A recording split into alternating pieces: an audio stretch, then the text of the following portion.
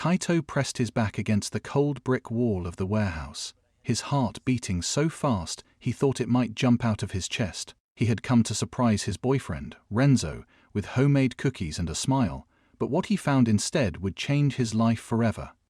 The warehouse belonged to Renzo's family business, though everyone in the city knew it was really a cover for something much more dangerous. Renzo was the son of the most powerful mafia boss in Tokyo, a fact that had both excited and scared Kaito when they first started dating 2 years ago. Kaito had always been the quiet type, the kind of boy who preferred reading books in the library over causing trouble. His dark blue hair fell softly over his green eyes, and his gentle smile could make anyone feel safe. He worked at a small flower shop in the peaceful part of town, far from the dangerous world Renzo lived in. But love doesn't care about danger, and Kaito had fallen deeply for Renzo's confident smile and protective nature. Renzo was tall and strong, with black hair he always styled perfectly, and eyes that seemed to see right through people. He wore expensive suits and always smelled like cedarwood cologne. Renzo had promised Kaito that no matter how dark his world got, he would always keep Kaito safe and loved. Tonight was supposed to be special. It was their 2-year anniversary, and Kaito had spent all afternoon baking Renzo's favorite chocolate chip cookies. He had tied them up in a pretty blue ribbon and taken 3 different trains to reach this part of the city. The warehouse district was creepy at night, with dim streetlights and the sound of the ocean waves crashing nearby. But Kaito didn't mind because he knew Renzo would be happy to see him. He had texted Renzo earlier but got no response, which was unusual but not alarming. Renzo often got busy with work matters. As Kaito approached the warehouse, he noticed the side door was slightly open. Strange voices drifted out into the cold night air. He recognized Renzo's deep laugh immediately, but there was another voice too, one that made Kaito freeze in his tracks. It was soft and flirty, definitely male, and definitely not talking to Renzo the way a business partner should. Kaito's hands started shaking, making the cookie box rattle slightly. He told himself he was being silly, that he was jumping to conclusions, but his feet moved forward anyway, drawn by a terrible need to know the truth. Peeking through the crack in the door, Kaito saw something that shattered his heart into a million pieces. There was Renzo, his Renzo, holding another man close against the wall.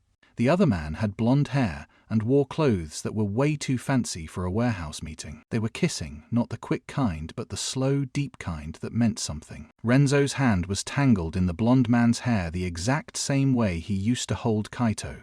The cookie box slipped from Kaito's fingers and hit the ground with a loud thud.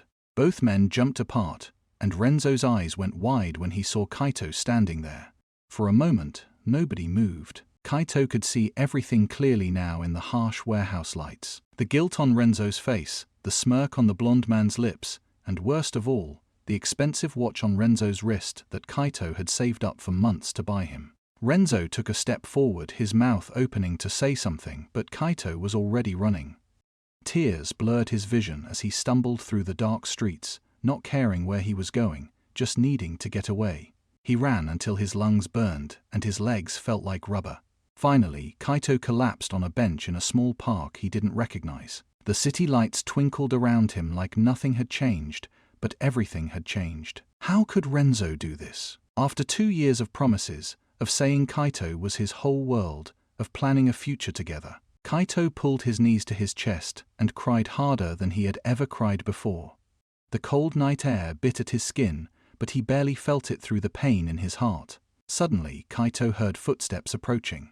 He quickly wiped his eyes, not wanting anyone to see him like this. A tall figure emerged from the shadows, and Kaito's breath caught. The man was beautiful in a dangerous way, with silver-white hair that seemed to glow under the streetlights, and sharp grey eyes that studied Kaito with interest. He wore a long black coat that made him look like a character from a movie. Everything about him screamed danger, but there was also something strangely gentle in how he looked at Kaito.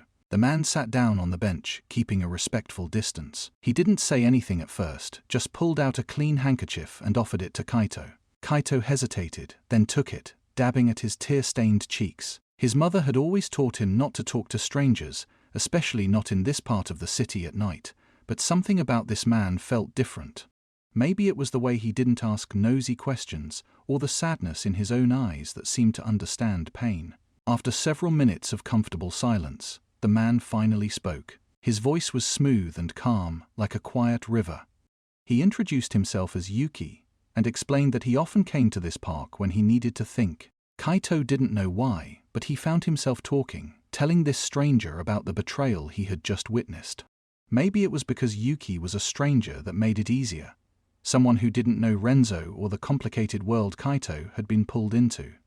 Yuki listened without interrupting, nodding occasionally, his grey eyes never leaving Kaito's face. When Kaito finished his story, Yuki was quiet for a moment. Then he said something that surprised Kaito. He said that Renzo Takahashi was known in certain circles as someone who collected people like trophies, who made promises he never intended to keep. Kaito's eyes widened. How did this stranger know Renzo's full name? Yuki smiled sadly and explained that he knew Renzo very well, perhaps too well. You see, Yuki was the head of the Snowfall Syndicate, the rival Mafia family that had been at war with Renzo's family for over a decade. Kaito should have been scared, should have run away immediately, but somehow he wasn't. Instead, he felt an odd sense of safety sitting next to this man who was supposed to be the enemy. 3 days had passed since that night in the warehouse, and Kaito had barely slept. He had taken time off from the flower shop, telling his boss he had the flu. But the truth was he couldn't face the world yet. His small apartment felt too quiet, too empty, and every corner reminded him of Renzo. The coffee mug Renzo liked to use when he stayed over, the hoodie he had left on the couch, the photos on the wall showing happier times. Kaito had tried to take them down but couldn't bring himself to do it. Part of him kept hoping this was all a terrible nightmare. Renzo had called and texted over 50 times. The messages started with apologies, then turned to excuses, and finally became angry demands for Kaito to stop ignoring him. Each notification made Kaito's stomach twist, but he couldn't bring himself to block the number. Reading the messages felt like picking at a wound that wouldn't heal. Renzo claimed the blonde man meant nothing, that it was just stress from work, that Kaito was overreacting, but Kaito knew better. You don't kiss someone who means nothing the way Renzo had kissed that man. On the 4th day, there was a knock at Kaito's door. His heart jumped, thinking it might be Renzo, but when he looked through the peephole, he saw someone unexpected. It was Yuki standing in the hallway holding a paper bag that smelled amazing. Kaito opened the door slowly, confused about how Yuki had found his address, but also strangely relieved to see a friendly face. Yuki explained that he had been worried about Kaito and wanted to check if he was okay. He had brought soup from a restaurant nearby, saying that heartbreak required good food and better company. Kaito invited Yuki inside, feeling awkward about the messy state of his apartment. There were tissues everywhere, unwashed dishes in the sink, and he was wearing pajamas at 3 in the afternoon. But Yuki didn't seem to judge. Instead, he rolled up his sleeves and started cleaning the kitchen while the soup heated up. Kaito found himself helping, and soon they were sitting at the small dining table, sharing the warm meal.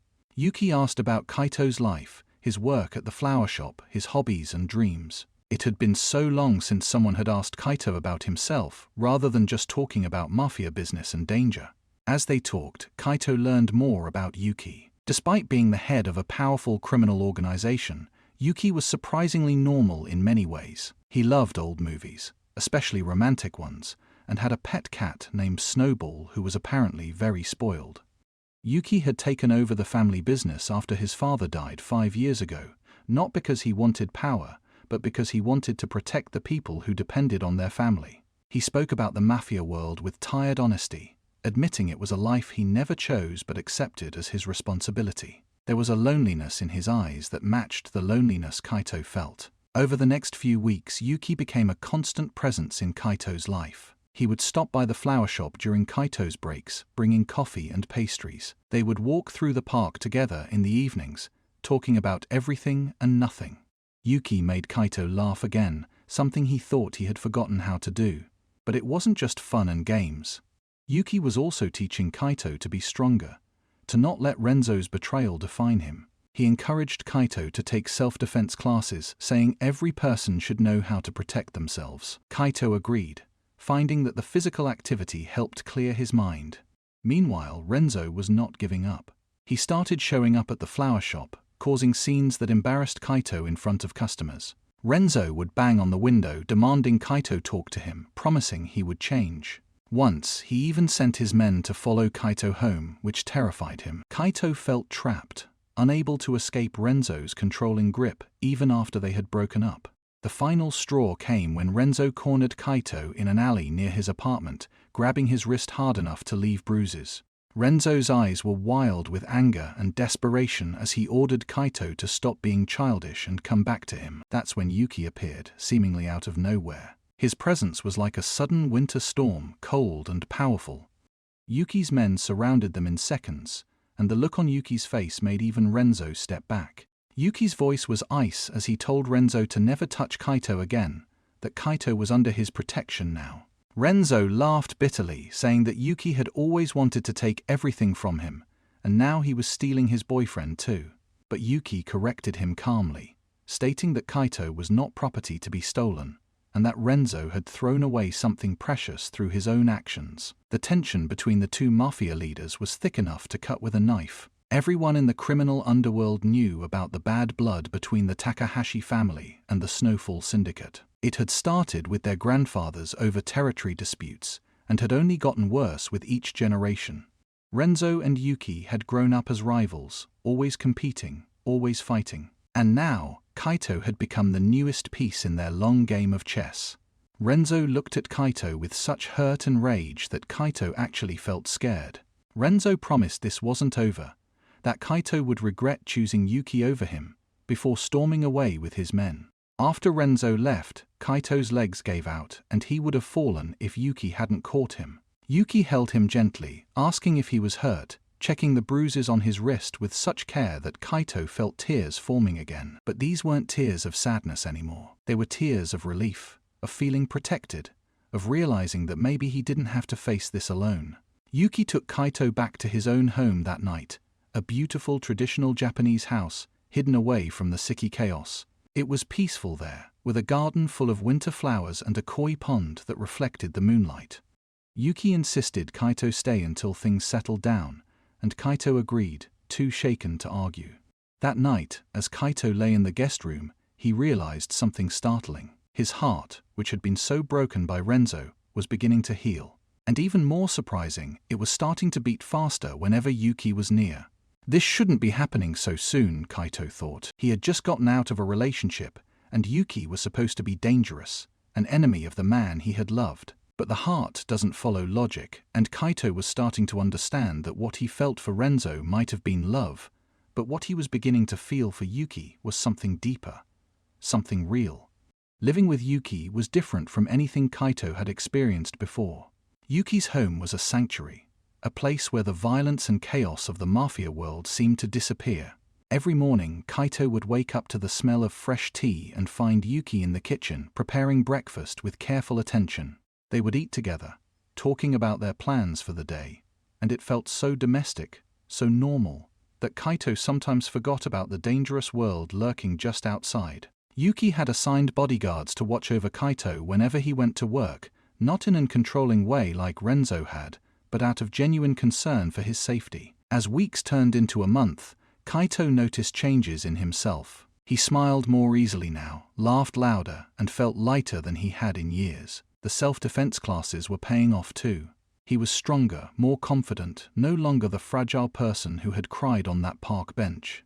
But the biggest change was in his feelings toward Yuki. Every shared glance felt electric, every accidental touch sent shivers down his spine. Kaito caught himself staring at Yuki when he thought the other man wasn't looking, admiring the elegant way he moved, the gentle way he treated everyone around him despite his fearsome reputation. Yuki seemed to be feeling something too. His grey eyes would soften when they looked at Kaito, and he found excuses to be near him. He would brush hair from Kaito's face, let their hands touch when passing dishes at dinner, sit close enough that their shoulders would bump. The tension between them grew sweeter and more intense with each passing day. Kaito knew he should probably wait longer before diving into new feelings, but being with Yuki felt nothing like being with Renzo. With Renzo, Kaito had always felt like he was walking on eggshells, trying to be perfect, scared of making mistakes. With Yuki, he felt free to be himself, messy emotions and all. One evening, they were in Yuki's study, sitting by the fireplace. Yuki was reading reports while Kaito arranged flowers he had brought from the shop. The peaceful silence was broken when Yuki suddenly asked Kaito why he had fallen for Renzo in the first place. Kaito thought about it carefully before answering. He explained that Renzo had seemed so strong and sure of himself, and Kaito had felt safe in that strength. But now he understood that real strength wasn't about control or power. Real strength was about kindness, about choosing to be gentle when you could be harsh, about protecting without suffocating. Real strength was what Yuki showed every day. Yuki set down his papers and looked at Kaito with an intensity that made Kaito's breath catch.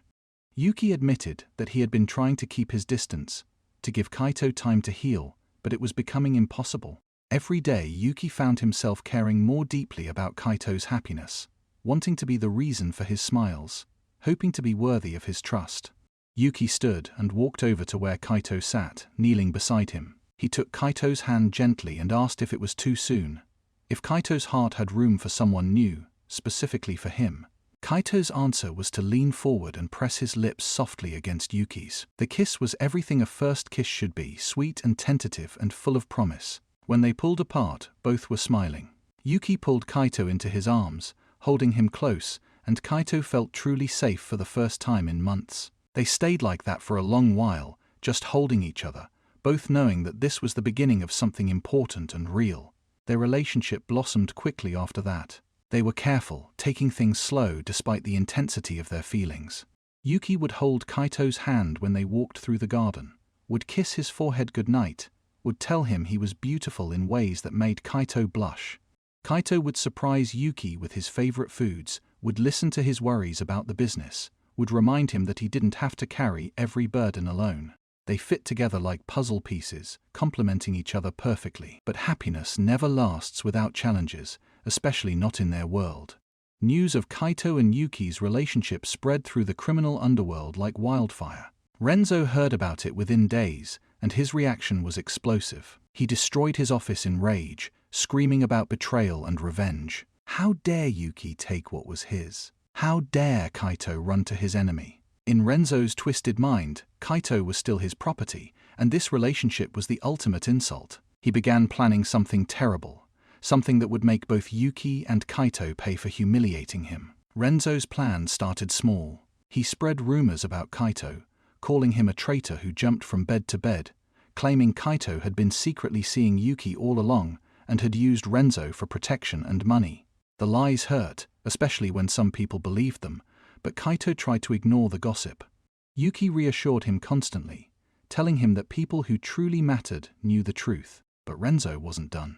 He started targeting Yuki's businesses, attacking shipments, bribing officials to cause problems, doing everything possible to weaken the Snowfall Syndicate.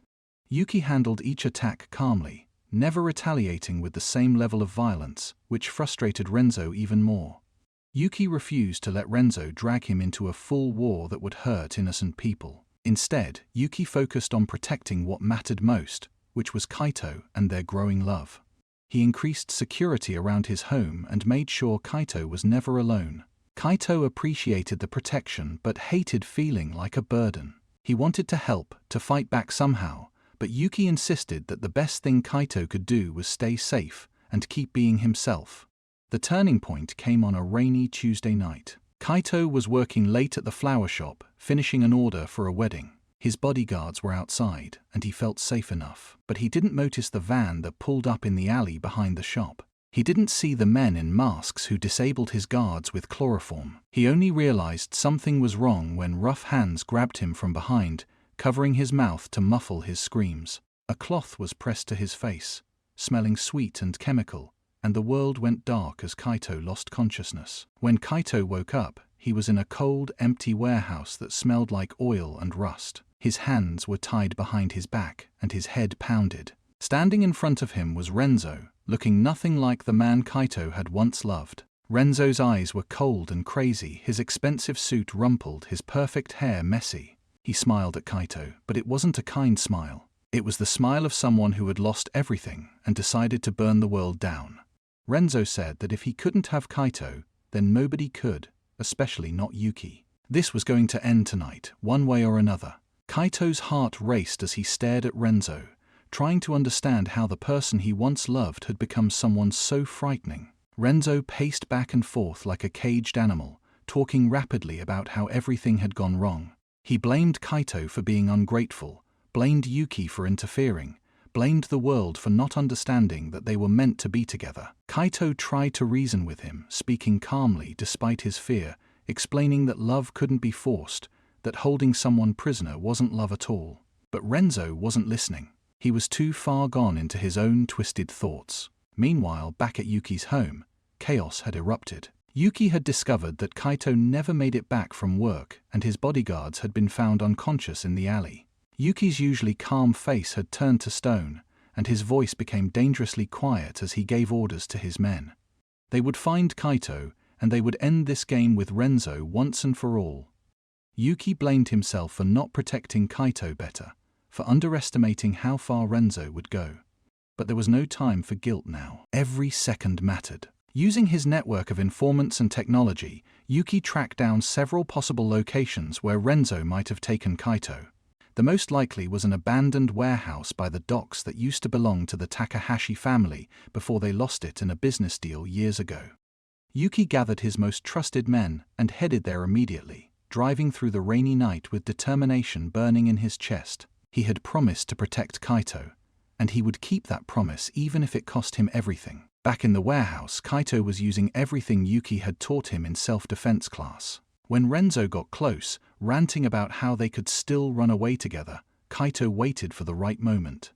Then, using a move Yuki had drilled into him, Kaito swept his leg out, catching Renzo off guard and knocking him down. With his hands still tied, it was harder to fight, but Kaito managed to roll away and get to his feet. He ran for the door, but Renzo's men blocked his path. There were 3 of them, all bigger and stronger than Kaito. Just when Kaito thought he was trapped, the warehouse doors exploded inward. Yuki stood there like an avenging angel, his coat billowing behind him, his grey eyes blazing with fury and fear.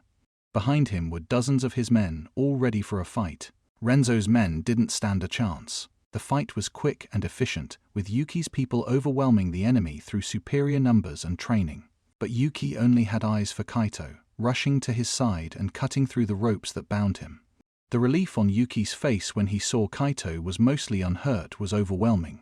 Renzo struggled to his feet, blood trickling from his lip where he had bitten it in the fall. He laughed bitterly, saying that of course Yuki would come to save the day, that he always had to be the hero while making Renzo look like the villain.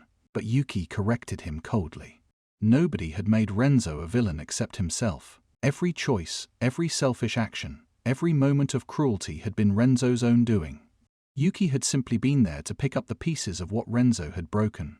Renzo pulled out a gun, and everyone froze. He pointed it shakily at Kaito, then at Yuki, then back at Kaito. His hands were trembling, and tears streamed down his face. He screamed that this wasn't how it was supposed to end, that Kaito was supposed to love him forever, that they were supposed to be together. Kaito felt pity mixing with his fear. This wasn't love talking. This was obsession, control, the inability to let go. Kaito stepped forward despite Yuki trying to hold him back.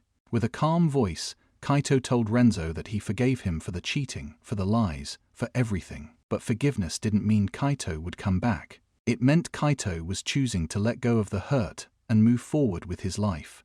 Something in Kaito's words broke through Renzo's madness. His hand lowered slightly, and confusion crossed his face. In that moment, Yuki's men moved in, disarming Renzo quickly and professionally. It was over. Renzo collapsed to his knees, sobbing, all his power and pride stripped away. Yuki made a call, and soon police sirens filled the air. Yuki had gathered evidence of all Renzo's illegal activities over the years, enough to put him away for a very long time. This wasn't just about kidnapping. This was about finally stopping someone who had hurt too many people for too long. As the police took Renzo away, he looked at Kaito one last time. There was no anger left in his eyes, only sadness and regret. Kaito felt his own tears falling but didn't look away. This chapter of his life was closing, and he needed to see it through to the end. When Renzo was finally gone, Kaito turned to Yuki and collapsed into his arms, all the fear and stress finally catching up with him. Yuki held him tight, whispering that he was safe now, that everything would be okay, that he would never let anyone hurt Kaito again. The weeks following Renzo's arrest were peaceful in a way Kaito had never known. Renzo faced trial for kidnapping, assault, and numerous other crimes. The evidence was overwhelming and he was sentenced to 15 years in prison. With Renzo gone, the Takahashi family's power crumbled, many members arrested or fleeing the country. Yuki absorbed some of their territory, but he also worked to clean up the operations, reducing violence and focusing on legitimate businesses. He told Kaito that meeting him had made Yuki want to be a better person, to build something good instead of just maintaining power. Kaito moved permanently into Yuki's home, and they made it truly theirs. Kaito filled the rooms with flowers and warmth, while Yuki made sure Kaito felt safe and cherished every single day. They developed routines together, like making breakfast side by side, taking evening walks through the garden, and cuddling on the couch while watching old romantic movies. Yuki introduced Kaito to his entire organization, making it clear that Kaito was family now and would be treated with respect and protection. Kaito, in turn, brought joy and lightness to a world that had known too much darkness. 6 months after Renzo's imprisonment, Yuki took Kaito to the same park bench where they had first met. It was a beautiful spring evening, with cherry blossoms floating through the air like pink snow. Yuki got down on one knee, pulling out a simple silver ring that matched his hair. He told Kaito that he had been living in darkness for so long, going through the motions of life without really feeling alive. But then Kaito had appeared, bringing light and love into his world. Yuki asked if Kaito would marry him, not because Yuki needed to possess him like Renzo had, but because Yuki wanted to build a life together as equals, as partners, as soulmates. Kaito said yes through happy tears, and Yuki slipped the ring onto his finger. They kissed under the cherry blossoms, both feeling like the luckiest people in the world. Their journey hadn't been easy. It had been filled with betrayal, pain, danger, and fear, but it had also been filled with healing, growth, discovery, and most importantly, true love. Kaito had learned that he was stronger than he ever knew, that he deserved kindness and respect, and that sometimes the best things in life come from the most unexpected places. Yuki had learned that power meant nothing without someone to share it with, that vulnerability was a strength, not a weakness, and that love was worth every risk. Their wedding was small and intimate, held in Yuki's garden with only their closest friends and family. Kaito wore a traditional white kimono while Yuki wore black, and they exchanged vows under the moonlight with the koi pond reflecting the stars. As they shared their first kiss as husbands, Kaito thought about how far he had come from that heartbroken boy crying on a park bench. He had been betrayed by someone he trusted, had felt his world crumble, but he had survived. More than survived, he had thrived. He had found real love, true safety, and a future filled with hope. As for revenge against Renzo, Kaito realized that living well and being happy was the best revenge of all. Renzo had tried to own him, to control him, to keep him trapped in a toxic relationship. But Kaito had broken free, had healed his wounds, and had built something beautiful with someone who truly deserved his heart. That was revenge in its purest form, showing that you couldn't be kept down, that you were worth more than someone else's cruelty, that happiness was possible even after the worst heartbreak. Years later, Kaito and Yuki would sit in their garden, watching their adopted children play among the flowers. They would hold hands and remember their difficult beginning, grateful for every struggle that had brought them together. Kaito never regretted his time with Renzo because it had taught him valuable lessons and ultimately led him to Yuki. And Yuki never regretted being enemies with Renzo's family because that rivalry had brought Kaito into his life. They had taken their painful pasts and transformed them into a beautiful future, proving that love, when it's real and true, can heal even the deepest wounds. Did you enjoy this story? If you want to hear more emotional romance stories full of drama, healing, and love, make sure to like this video and subscribe to our channel. Share this with someone who loves anime romance stories, and drop a comment telling us what kind of story you want to hear next. Should we do more Mafia romance, fantasy love stories, or maybe something with supernatural elements? Let us know. Don't forget to hit that notification bell so you never miss our next upload. Thanks for listening, and remember, true love is worth fighting for.